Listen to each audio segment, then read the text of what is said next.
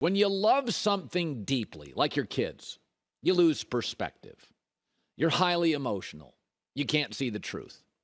And America loves the NFL. We watch it 4 to 5 times more, sometimes 6 to 7 more than any other sport in America, college or pro. We bet it. We watch it. Many of our kids play it. And if you look at how we love the NFL, how we overreacted over the last week. So Dak and the Cowboys, a stinker against Washington. Everybody sold their Cowboy stock. We told you. Good quarterbacks, and Dak is certainly good. Off a terrible performance, always bounce back. We also told you they would overreact to Brady. So Brady struggled last night. He was pretty bad. He's washed. It's over. Well, he did win his division and set an NFL record for completions. He's going to have suitors.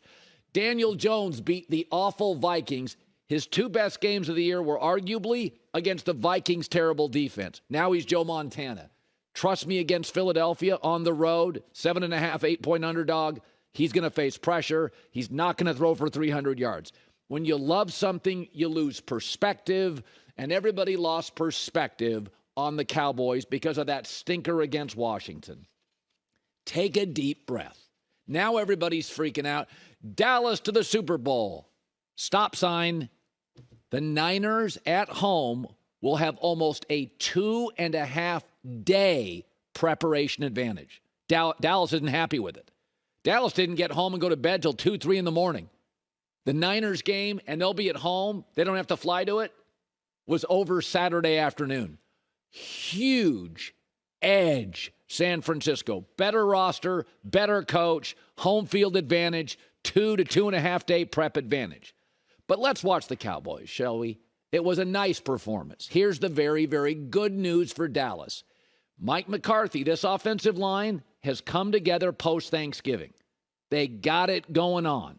Secondly, Dak played about as well as he has played in a big game. Little nervous early, some drops early, but Dak, by and large, played very, very well. But let's have perspective again, because we tend to overreact to everything NFL. The Bucs' pass defense is atrocious. Think about this. Tampa's pass defense was 22nd in the NFL. So that's bottom quarter, bottom third. And that's in a division with the worst quarterbacks. They faced Marcus Mariota and Desmond Ridder and Sam Darnold and P.J. Walker and Jameis Winston and Andy Dalton and the other 38 quarterbacks the Saints marched out. Against that quarterback division, Tampa's pass defense was awful. And now it's Brock Purdy. He's mobile. He moves. There's weapons. Shanahan's brilliant. But, and I think here's the positive vibes on this. Dallas does have an offensive line that's playing good. Can they give Dak a little bit of time? Can they provide Dak with a run game against the Niners? Not easy, but possible. If they can, Dallas will be in the game. But we overreacted to their loss against Washington. Said on this show, good quarterbacks who throw up stinkers almost always bounce back. And the Cowboys have bounced back off some ugly games all year. They did it again yesterday. And we also now will take a deep breath and tell you this San Francisco matchup, almost everything works against Dallas. Niners game was over Saturday afternoon. This game wasn't over until late last night. Dallas had to fly back home. Players probably get to bed at 3. Today's a waste of a day. But Mike McCarthy's got to feel good about that O-line and Dak. Okay. Nice bounce back win. Next weekend is brutal. Virtually everything works against Dallas. But it was fun. It was nice. Take a deep breath. Celebrate. Pour the champagne. Dak and the O-line are at least, I believe, capable to give Mr. Prescott some time. Tony Pollard, Zeke, little crevices to run, which Seattle found very difficult. Okay, so Brady wasn't real good last night. And Brady's not the same quarterback he was 5-6 years ago. I'll get to that in a second.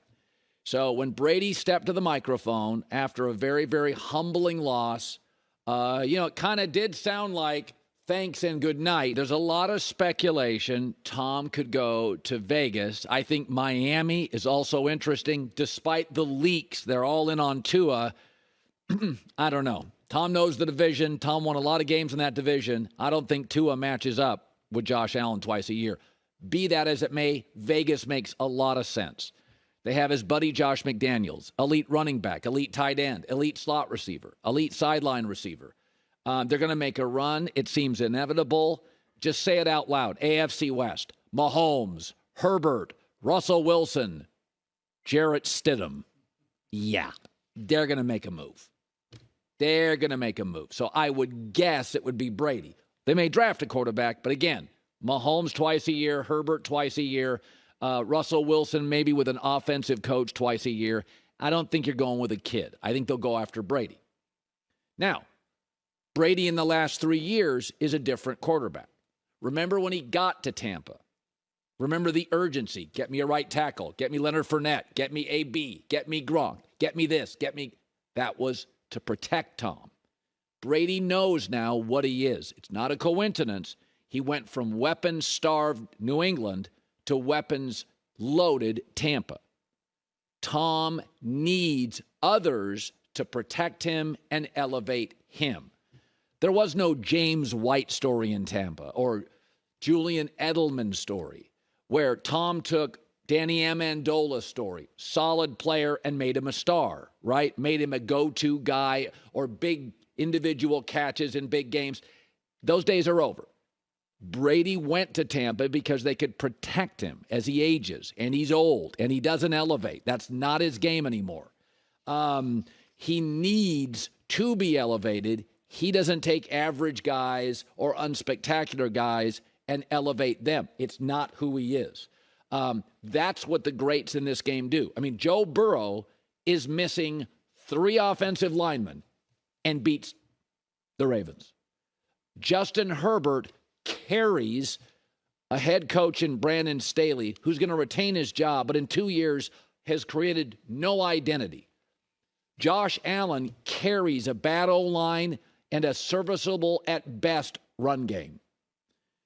That's what the great ones do. Trevor Lawrence, they're still in a rebuild, gets them to the playoffs and gets a playoff win. That's not Tom anymore. So Miami's got a lot of the pieces on offense. The Raiders have a lot of the pieces on offense. Both have star receivers or star tight ends. Both have capable left tackles, offensive minds, creative. To me, we can say Brady's washed, but it's a classic overreaction. Look at his completions this year. I think it was an NFL record. He won a division. And this was a defensive head coach at the end of the year that felt disjointed, out of touch. They had injuries. I don't think he's going away. That's just my guess. A couple years ago, when he, quote, retired then unretired, his dad was quoted as saying he doesn't want to retire. And his dad's concern was, I don't know if he ever will. So I think Brady does play again. Wouldn't be shocked if he called it a career, if he got some sort of ownership deal. You know, it's certainly possible. But his global clothing brand is not taking the world by storm. This is what he does. Post-divorce, it's where he gains great happiness. My guess is Miami privately a second time, and the Raiders for a first time go after Tom. Hi, everybody. Thanks for watching. Subscribe here to get the latest from the show. Also, be sure to check out more of the best clips from The Herd or go watch a few segments from other shows on FS1.